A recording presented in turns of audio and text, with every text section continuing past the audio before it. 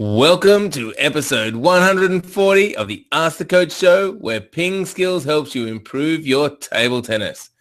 140 is the Twitter character limit, and also the sum of the squares of the first 7 integers. For Throwback Thursday, we'll be going back to a match commentary video from the PingSkills Classic. In the questions, we talk about how to make Waldner your private coach, what to call a ball that has its second bounce near the end of the table, when is the best time to hit the ball in flight, and we give some advice on playing pen holders with excellent backhands. I'm Jeff Plum, and with me as always is Super Coach Alois Rosario. Welcome, Alois. Thank you, Jeff. And yes, it's pretty bitterly cold in Melbourne tonight, I'll have to say. 3 degrees it was out there. 3 degrees, and you sound like it's cold and you've got a bit of a cold. Your throat doesn't sound too good there, Alois. Yeah, the voice is going, Jeffrey. So yeah, you might when I give you the tag, you might just have to take over. All right, I'll be ready. Are you feeling okay, or feeling sick, or just?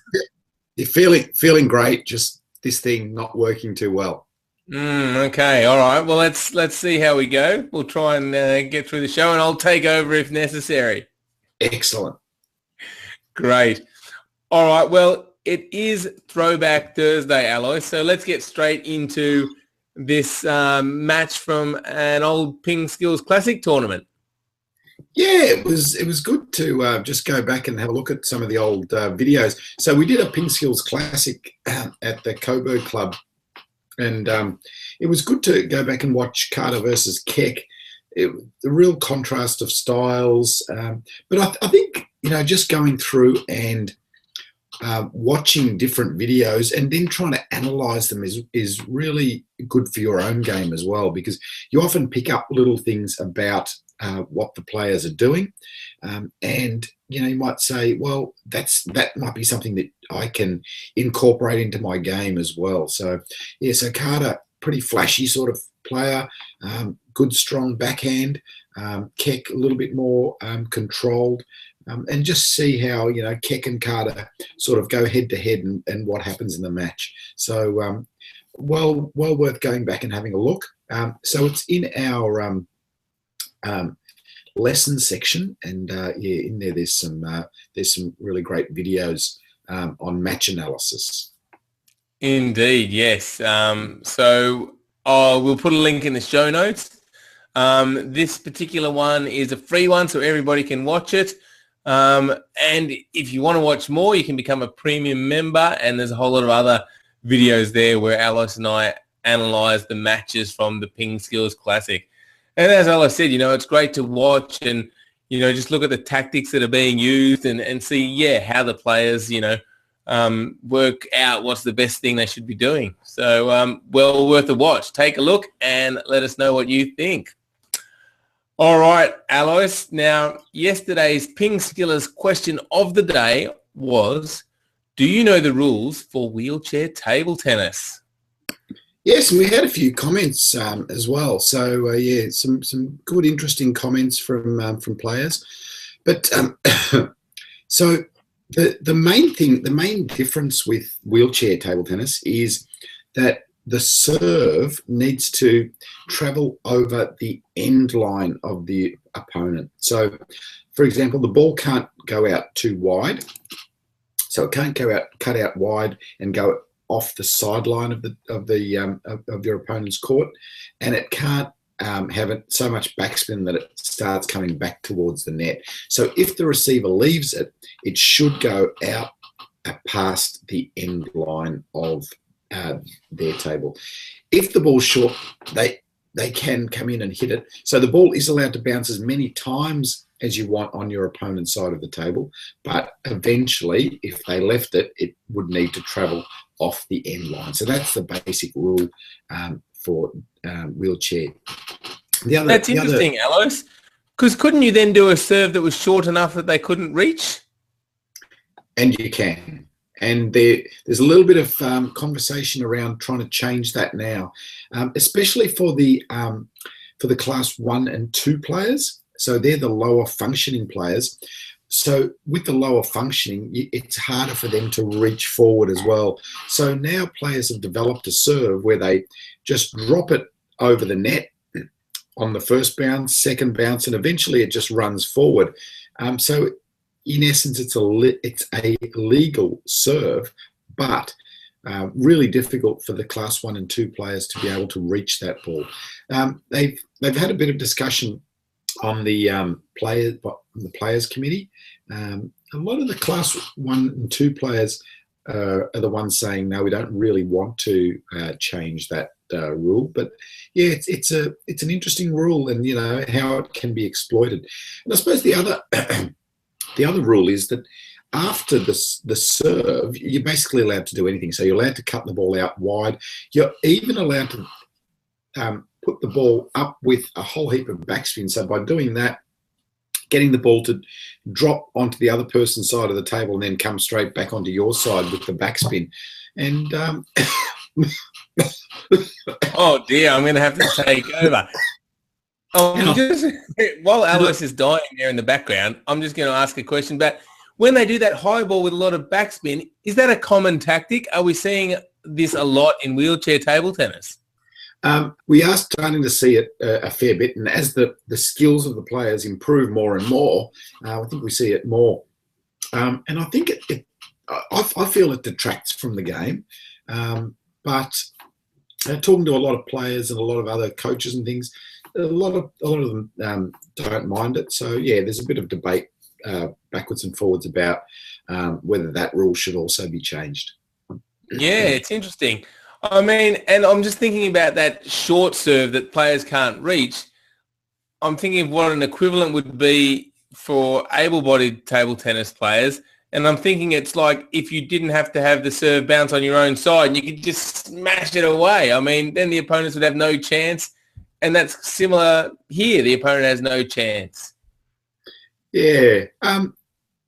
Surprisingly, I mean, when you say they've got no chance, it's surprising what they can do and what they can reach eventually, you know, by just preparing themselves early. So, yeah, it's interesting. Don't know the answer. Interesting. Okay, and one person commented on Facebook that one of the rules was you have to be in a wheelchair, and I guess that probably is a rule. Yes, that's right. Yeah, so had quite a few replies on Facebook as well about that rule and different ideas. The other rule difference is the doubles rule. So in doubles, you don't need to take it in turns when you're both in a wheelchair as well. I guess that makes a lot of sense. All righty. So the PingSkills question of the day, Alois, is, and I'm going to have a go at this first, but you're the expert, so maybe you can try it a few times. Jeff, I think we should just spell it and then, okay. Yeah, let people have a bit of a go at it today, and then tomorrow I will give them the definitive pronunciation. Wow. Excellent. I look forward to that. So we're talking about a table tennis player here, and we're asking, can anyone say their last name? So can anyone say N-U-Y-T-I-N-C-K?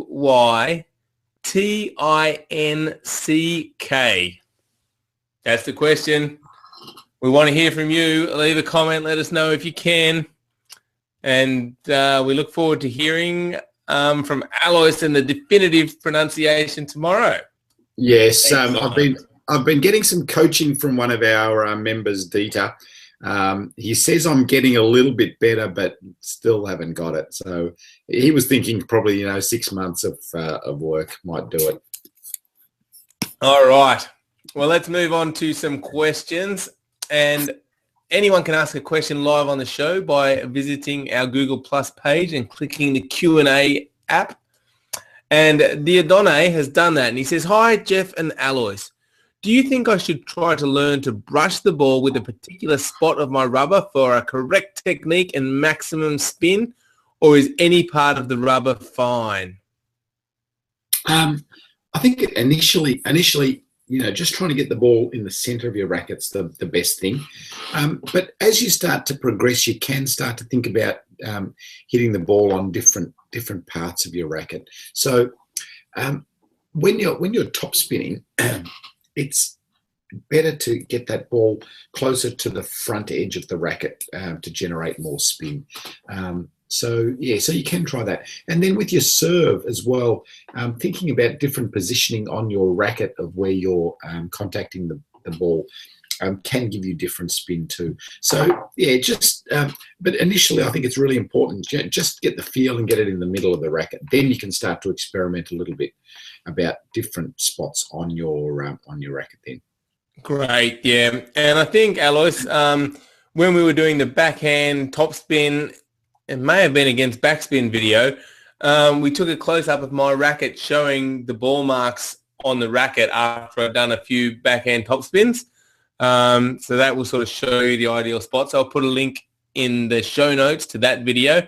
And then we also have a service video on how to get the maximum spin by hitting in a right spot for the pendulum serve. So I'll put a link also to that video. So check out those two videos when you can, Diodone. All right. And Diodone's gone high again. If time allows for another question, I was told with a tacky sheet, I don't have to loop a backspin ball with that much open and angle of the bat. Can you confirm that this is the correct technique, Coach?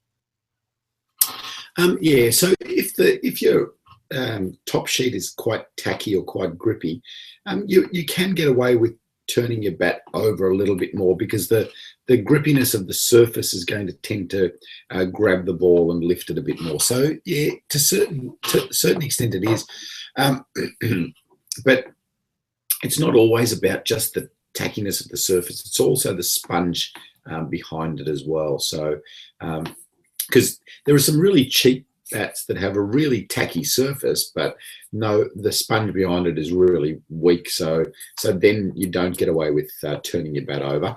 But in general, if you've got a nice tacky surface, nice sponge, then you can turn your bat over a fraction more to grip the ball.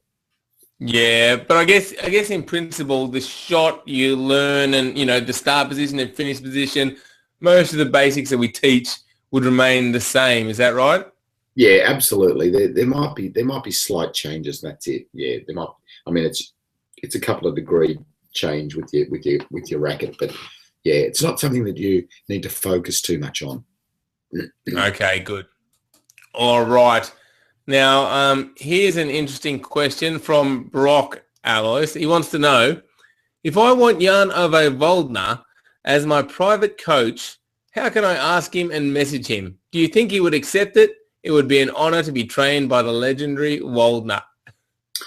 Yes, Brock, his number is +48 289 735847 2783, I think.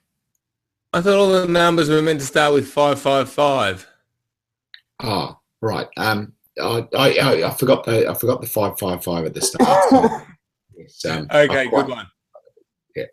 Sorry. Excellent. No contact. Yeah. And he probably, I don't know, Alois, I don't know that he'd be into doing a lot of private coaching, Waldner, but who knows? Yeah, it's interesting. A player like that, I mean, has dedicated so much of his life to table tennis. It's difficult for those sort of players to then, branch out and do other areas of the game as well. I think, because they really have. Waldner's been playing table tennis from a really young age. It's been his life. And then I think it's difficult for them to then go and do, things like private coaching and that sort of stuff. Like they're legends. They've just lived table tennis all their lives. Yeah, indeed. So, to be honest, Brock, I don't like your chances, but who knows? Anything is possible in this world. All right. Next question is from Johan, who says, we can distinguish half-long shots which only bounce once but dip down very soon after passing the end line. What can we call balls that actually bounce twice, but the second bounce is very close to the end line? At the moment, I call them half short. Well, you know what? I like it. I do like the term because often we do talk about half long, and Yeah, just the terminology doesn't quite cover whether that second bounce is on the table, just off the table, or close to. So I like the term half long, meaning the second bounce is going just off the end, and half short, meaning that the second bounce is going to bounce just on the end of the table. So yeah, I like the terminology. Maybe Great. you're on something there, Johan. Yeah, I don't think there's really been a definitive guide for this. And Alois, maybe when we get this up and running, if we ever do, we can put it in that terminology section that we were talking Oh, about that having. terminology thing. That's another thing we got to do, Jeff. Indeed, put it on the list. But yeah, that's a good suggestion, Johan. Let's go with that. Half short, meaning it just bounces, second bounce near the end, and half long just goes off the end. Good thinking, Johan. All right. Next question is from Thomas. And Thomas says, should certain balls after specific strokes like topspin or a backspin or a push, etc., after the bounce always be hit when they are rising at their highest point or falling? Or are there always different possibilities for returning each of these? Yeah. So initially, I think the best way to learn a stroke is by hitting the ball at the top of the bounce. So at the top of the bounce, you're giving yourself the best chance of getting the ball back on the table. However, for all your shots, you can vary the timing point of when you're hitting the ball. So if the ball bounces on the table, it's going to go up, reach the peak, and then come down again. Now, you can hit any shot at any point in that arc. So if you hit it early, so with a short push, you can hit it early, or you could even try and take a top spin really early off the table. You can take a top spin later off the table. You can do a push later on the table. So the possibilities are really endless, and they're just variations of what you're doing. So you can play any shot from any timing point, but to start off with, I think if you focus on getting that ball right at the top of the bounce, so here, then it's easiest to learn, because the ball's at its highest, obviously, and from that point, it can see more of the table. So for your attacking strokes, for your push strokes, it's just a little bit easier. All right. So, yeah, so when you're learning, start off with on the top of the bounce. After you've sort of got the hang of it, maybe experiment around a bit. I guess some shots lend themselves more to different points in the arc. Like you said, Alice, if you're returning a serve and want to return it short, there's a lot of advantages to taking the ball early, for example. Yeah, that's right. Yeah, for the short ball, especially if you're pushing, it's much easier if you get that ball early, because then it's close to the net. If you're hitting the ball from all the way back here and trying to get it short, it becomes a little bit more difficult. So yes, so for those sort of things, it is. Yeah, there's some points. Indeed. And I guess for the top spin, I tend to think the highest point is probably the best most of the time, because you've got, like you explained, the best angle to the table. Again, taking the ball early is probably more difficult to stroke for yourself, because you've got to take it earlier. You've got less time, but then you cut down on your opponent's time. So really there's sort of, pros and cons, and, all the situations are different. But I guess, experiment around a bit. And, that's what table tennis is about, variation. All right. Next question is from Romeo. And Romeo says, can you give me some advice on how to play against pen holders who have an excellent backhand?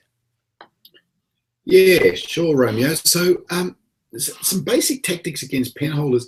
Often a good place to attack to them is to their forehand block, because it's hard. It's a little bit harder for them to get over that ball. So especially if you do a really spinny top spin to their forehand, it can be difficult as well.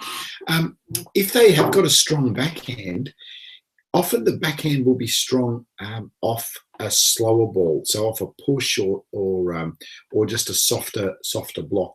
So if you can force the pace a little bit there, often it does force them to use their traditional block, I suppose, with the backhand, and that can be a little bit weaker too. So, yeah, but I think the other important thing is that against anyone, no matter what grip they use or what they are, you still need to go through the basic strategies and think about where that particular person is good at attacking from, or where that person is particularly good at blocking from, what type of serves they do well, what type of returns they struggle with.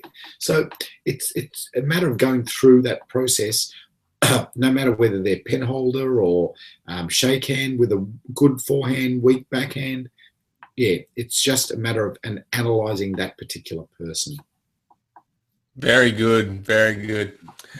So I was thinking we've got a video on this, Alois, called Basic Tactics or How to Beat Someone Better Than Yourself. And if you haven't signed up for a free account at PingSkills, when you sign up, we'll send you a link to that video so you can watch it. And it talks about exactly what you're talking about, Alois, you know, the basic things you need to think about when you're playing someone. So if you haven't signed up at pingskills.com yet, go ahead, go to pingskills.com, sign up for our free account, and we'll send you a free weekly newsletter. And in the first email, you'll get a great video on how to beat someone better than yourself. All right, Alois. Now, people are just saying, I like to say yes, indeed, a lot. Brock has said that. And Theodono says, I listen to your show regularly now, and I think I'm starting to say indeed more often. I wonder why. Are you slowly brainwashing the public, Jeff, about how to speak? I am, and soon they'll all be sprouting facts about numbers as well. Oh, goodness gracious me. I hope not. Indeed. There you go. I said it again. Indeed. All right. Thanks, everybody, for watching. That wraps up show 140. And when is our next show going to be, Alois? Tomorrow night. Excellent. Very Yes. good. We will catch you all tomorrow for another show. Have a great day if it's the morning wherever you are, or a great night if you're in Australia. And we will catch you tomorrow. Thank you, Alois. Bye. Hope your voice recovers. See you, everybody. Bye.